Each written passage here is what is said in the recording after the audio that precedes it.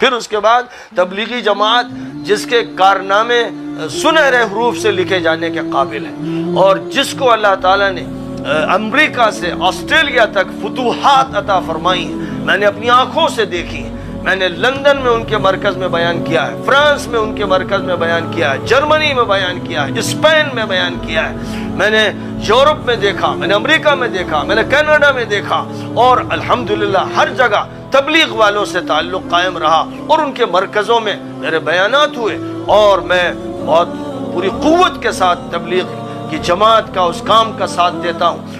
اور جس آزمائش سے مولانا سعد ابھی گزر رہے ہیں، وہ اس آزمائش سے باہر نکلیں گے اور مرکز اور جماعت کا کام پوری قوت سے سامنے آئے گا، اور میں انشاءاللہ اپنی جامعہ میں عالمی اجتماع کروں گا، دعوت دوں گا مولانا سعد کو، تمام لوگوں کو، کہ ایک عظیم الشان اجتماع منعقد کیا جائے۔ یہ الحمدللہ وہ راستہ ہے جو بالکل واضح اور صاف ہے۔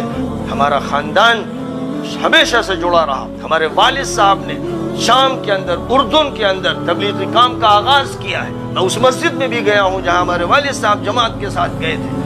تو الحمدللہ ہم تبلیغ کے معاون ہیں، اور ہم امت میں اجتماعیت چاہتے ہیں۔ بریلوی بھی ہمارے ہیں، دیوبندی ہمارے ہیں، اگر وہ تیار ہیں، تقلید والے، غیر تقلید والے سب ہمارے ہیں۔ پوری امت کو جوڑنا ہمارا کام ہے، اور الحمدللہ الاخوان المسلمون اور تبلیغی جماعت اور جماعت اسلامی، ان تینوں کو عملی طور پر میں نے جوڑنے کا کام کیا، اور ان کے مراکز میں، سب کے مراکز میں جا کر گفتگو کی ہے۔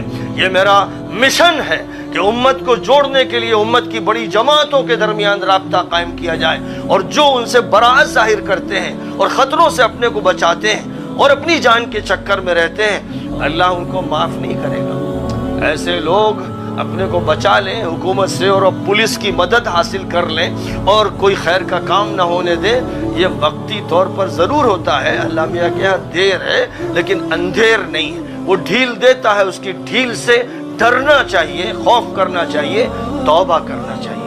کاش کہ ہم لوگوں کو توبہ نصیب ہو جائے اور ہم سب لوگ حق پر آ کر پوری قوت کے ساتھ جمع ہو جائیں اور اپنے تمام اختلافات کو بس قرآن و سنت کی روشنی میں حل کریں، تو انشاءاللہ ایک دن میں حل ہو جائیں گے، اور اس کے بعد ایک مضبوط پلیٹ فارم پر امت آگے بڑھے گی اور فتوحات حاصل ہوں گی۔ وآخر دعوانا ان الحمدللہ رب العالمین۔ کہ امارت کی نامینیشن کے لیے کیا ریکوائرمنٹس ہیں اسلامی نقطہ نظر سے؟ کیا میں کھڑا ہو کے کسی بھی جماعت کا، کسی بھی گروپ کا امیر ہونے کا دعویٰ کر سکتا ہوں، یا وہ جماعت کے کچھ سرکردہ افراد مجھے نامینیٹ کریں گے؟ اس کا کیا پروسیس ہے اسلامی نقطہ نظر سے؟ یہ بڑا اچھا پوائنٹ آپ نے اٹھایا۔ پہلی بات تو ہے کہ ہم بدگمانی نہیں کر سکتے کہ ایگو پرابلم ہے، کیونکہ دونوں طرف اللہ کے ولی ہیں، اور یہ دونوں اللہ کے ولی جو ہے وہ کس کے لڑ رہے ہیں؟ دین کے لیے، تاکہ وہ نظام، کیونکہ نظام کے استحکام کے لیے لڑ رہے ہیں، اور نظام کا استحکام اگر نہیں ہوگا تو یہ دین کا کام تتر بتر ہو جائے گا۔ یہ ایسے ہی جیسے مسجد میں ایک امام مقرر ہوتا ہے، ایک مؤذن مقرر ہوتا ہے، مؤذن کو اذان دینے کا حق ہے، وہ اسی کو اقامت کا حق ہے، امام کو امامت کا حق ہے، تو یہ اب وہاں اگر امامت کے مسئلے پہ کوئی دوسرا بندہ آنے کی کوشش کرے گا کہ آپ پڑھے میں نماز پڑھاؤں، تو امام اس کو روکے گا، تو لوگ کہیں گے یار یہ کیا، کوئی بات نہیں، اس کو پڑھانے دو۔ نہیں، یہ بد انظامی، یہ دین کو گوارا نہیں ہے۔ اس سے وہ آپ کی جماعت کی جو اجتماعیت برباد ہوتی ہے۔ اب مؤذن اذان دے لے کو کہ میں اذان دوں گا، نیک کام ہے میں کروں گا کہ نہیں، اب آپ کہیں گے یار آپ کیوں ایگو کر رہے ہیں، دوسرے کو کرنے دیں۔ معلوم ہے کہ یہ ایگو کا پرابلم نہیں، یہ صرف دین کا نظام جب تک مستحکم نہیں ہوگا تو دین کو آگے چلانا مشکل ہے۔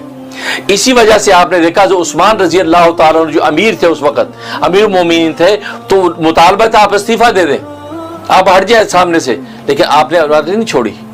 آپ شہید ہو گئے لیکن امارت نہیں چھوڑی، کیونکہ امارت چھوڑنے کا مطلب یہ ہے کہ پھر یہ ریت شروع ہو جائے گی کہ جب بھی بلوا کیا اور امیر کو ہٹا دیا، جب بلوا کیا امیر کو ہٹا دیا تو نظام تتر بتر ہو جائے گا۔ اس لیے نظام کے استحکام کے لیے تو دونوں طرف اللہ کے ولی ہیں، یہ دونوں اصل میں نظام کے استحکام کے لیے یہ کر رہے ہیں۔ باقی اجتہادی طور پہ کون غلطی پر ہے، کون ثواب پر ہے، یہ ایک الگ بحث ہے کہ اجتہادی غلطی یہاں کس سے ہو رہی ہے، لیکن یہ کہ اس کو ایگو ہم نہیں کہہ سکتے۔ اور دوسری بات یہ کہ ظاہر ہے کہ جیسے آپ نے کہا کہ بھئی یہاں ایگو پرابلم لگ رہا ہے اور یہ اس طریقے سے کر رہے ہیں، باقی یہ کہ نامینیشن کیسی ہوگی، اصل میں بات یہ کہ جو تاریخی حقائق ہیں، مولانا سعد صاحب جو ہے ان کا کہنا یہ، ان کے گروپ کا کہنا یہ کہ وہ امیر بنے نہیں، وہ تو پہلے سے بنے بنائے ہیں، کیونکہ 10 بندوں کی جب شورا ہے اور ان میں سے لوگ اللہ کو پیارے ہوتے چلے گئے، اب یہ ایک آدمی رہ گیا، لہذا اب یہ اہل ہے، باقی سب جونیئر ہے۔ یہ سینئر ہے, جب سینئرٹی اس کو حاصل ہے لہذا اس کے سائے میں باقی پوری شورا کام کرے, اور یہ گویا کہ امارت کے حقدار ہو گئے. تو اس طریقے سے امارت, اور یہ دین اسلام میں امارت کا مسئلہ تو اتنا اہم ہے کہ رسول اللہ صلی اللہ علیہ وسلم کی کہ ابھی جسد اطہر پڑا تھا, تدفین نہیں ہوئی تھی کہ امارت کو مقرر کیا گیا, فوراً خلافت کی منصب پہ حضرت ابوبکر صدیق رضی اللہ عنہ کو بٹھایا گیا, کیونکہ وہاں انتشار شروع ہو گیا. سعد ابن عبادہ کے جو لوگ تھے, وہ سعد ابن عبادہ جو کہنے لگے میں انصار کا سردار ہوں لہذا میں اہل ہوں, میں بنوں گا ان کے آپ کے بعد. اب وہ مہاجرین کی طرف سے بحث شروع ہوئی, وہ ابوبکر صدیق رضی اللہ تعالیٰ سامنے آئے. تو اس لیے حالانکہ آپ کا جسد اطہر پڑا ہے, اور یہ لوگ اعتراض بھی کرتے یار دیکھو نبی کی تدفین کی فکر نہیں ہے اور امارت کی لڑ رہے ہیں. نہیں, یہ ایگو نہیں, یہ تو دین کے نظم کو سنبھالنے کے لیے. اگر دین کا نظام نہ سنبھالتے تو اور وہ تدفین میں لگے رہتے تو پتہ نہیں کون امارت سنبھال لیتا اور کون کیا کر لیتا. انتشار شرعی لوگ اندر صفوں میں داخل ہو کے دین کے سٹرکچر کو توڑ دیتے. اس لیے امارت کو جو متعین کرنا یہ بہت ضروری ہوتا ہے. اسی بات کی یہ جنگ ہے کہ دونوں گروپ جو ہے وہ اس امارت کو متعین کرنا چاہتے ہیں یا شرعی نظام کو متعین کرنا چاہتے ہیں تاکہ دین کا نظام نہ ٹوٹے. شریر لوگ ان میں شامل ہو کے دین کی عمارت کو نقصان پہنچا دیتے, توڑ دیتے. بڑی خوبصورت بات کہی آپ. میں ایک غم میں آپ کو شریک کرنا چاہتا ہوں. ہمارے اللہ نے ہمیں یہ تبلیغ کا کام بہت عالی شان کام دیا ہے, اور پوری دنیا میں اللہ کے فضل سے نظام الدین سے یہ کام, نظام الدین دلی کی ایک بستی تھی خواجہ نظام الدین اولیاء رحمۃ اللہ علیہ کا, وہاں ان کی آرام گاہ ہے. میں 2 دفعہ وہاں گیا ہوں.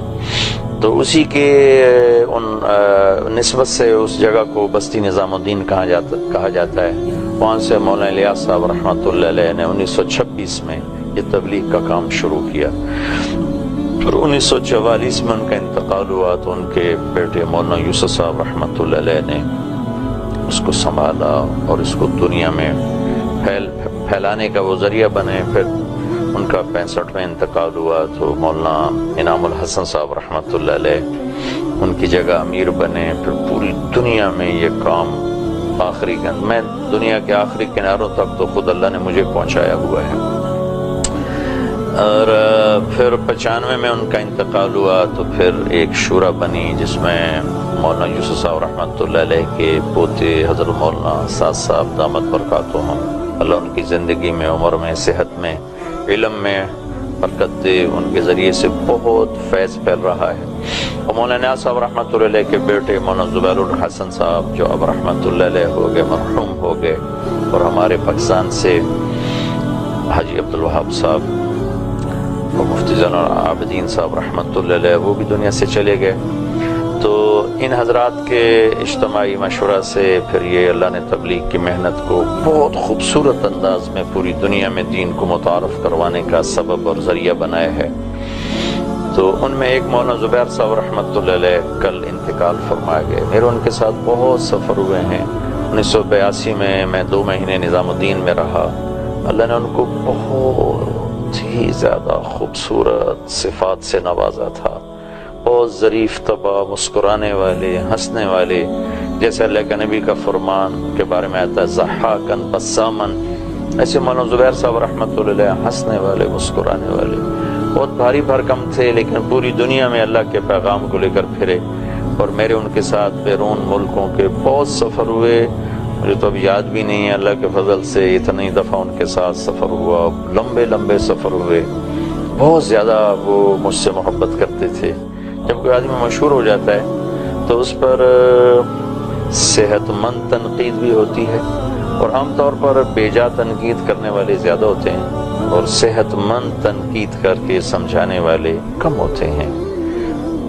مولانا زبیر صاحب رحمۃ اللہ علیہ کا میرے ساتھ ہمیشہ یہ رویہ تھا. جب بھی مجھ سے کوئی اونچ نیچ ہوتی تو مجھے بلا کے بڑے پیار سے فرماتے تھے یہ بات ایسے نہیں ایسے ہے, اس کو یوں نہیں کرنا, یوں کرنا ہے. اور پاکستان تشریف لاتے تھے, بہت زیادہ محبت کا اظہار ہوتا تھا. مجھے بلواتے تھے, اسپیشل بلواتے تھے. اور ان کے بچے بھی مجھ سے بہت زیادہ پیار کرتے تھے. بلکہ 1997 کے حج میں ہم اکٹھے تھے تو مجھے بلا کر فرمایا کہ بھائی ہمارے گھر کی تو ساری مستورات تیرا ہی بیان سنتی رہتی ہیں, تو تو ایسا کر. جو 97 کے حج میں اہل خانہ اور مستورات تشریف لائی تھیں تو مجھے فرمایا کہ جاؤ عرفات میں ان کے خیمے میں بیان کر کے آؤ. تو میں وہاں بیان کر کے آیا. اور ابھی جب اجتماع پر تشریف لائے تھے تو ان کے بڑے صاحبزادے کہنے کہ میرے بچہ چھوٹا آپ سے بات کرنا چاہتا ہے. تو انہوں نے فون پہ ان سے بات کی. تو سہارنپوری محاورہ ہے خیریت ہو رہی. ویسے ہم پوچھتے ہیں کہ آپ خیریت سے ہیں, آپ ٹھیک ہیں, تو سہارنپور کا محاورہ ہے خیریت ہو رہی. تو میں فون پہ بتایا 5 سال کا بچہ تھا. تو وہ اس نے مجھے سلام کر کے کہا مولانا خیریت ہو رہی. میں نے کہا جی بالکل ہو رہی. تو مجھ سے کہنے لگا دعا فرمائے میں بھی آپ کی طرح بیان کرنے والا بن جاؤں. میں نے کہا بیٹا آپ کو آپ اپنے اللہ تعالیٰ آپ کو آپ کے دادا کی طرح بنائے, میں تو ایسے ہی بجنے والا ڈھول ہوں. اللہ آپ کو آپ کے اس خاندان سے اللہ نے وہ کام لیا ہے جو صدیوں میں بہت کم کسی سے لیا جاتا ہے. تو اللہ تعالیٰ ان کو اپنے جوار رحمت میں جگہ بخشے. آپ سب جو بھی میری بات سن رہے ہیں ان کے لیے ایصال ثواب کریں, ان کے لیے نفل پڑھیں, ان کے لیے دعا فرمائیں, اور ان کے بچوں کے لیے دعا کریں کہ اللہ ان کو اپنے باپ کا اپنے دادا کا صحیح جانشین بنائے. اور اساتذہ صاحب کے لیے دعا فرمائیں کہ اب وہ اکیلے ہو گئے ہیں, ان کے کندھوں پر سارا بوجھ آ گیا ہے. اللہ ان کو ہمت بھی دے, صحت بھی دے, بصیرت بھی دے, فراست بھی دے, سب کو ساتھ لے کر چلنے کی ہمت اور طاقت دے. وہ ہمارے لیے بہت بڑا سرمایہ ہیں. ان الفاظ کے ساتھ میں آج کی مجلس ختم کرتا ہوں. آپ سے اجازت چاہتا ہوں. السلام علیکم.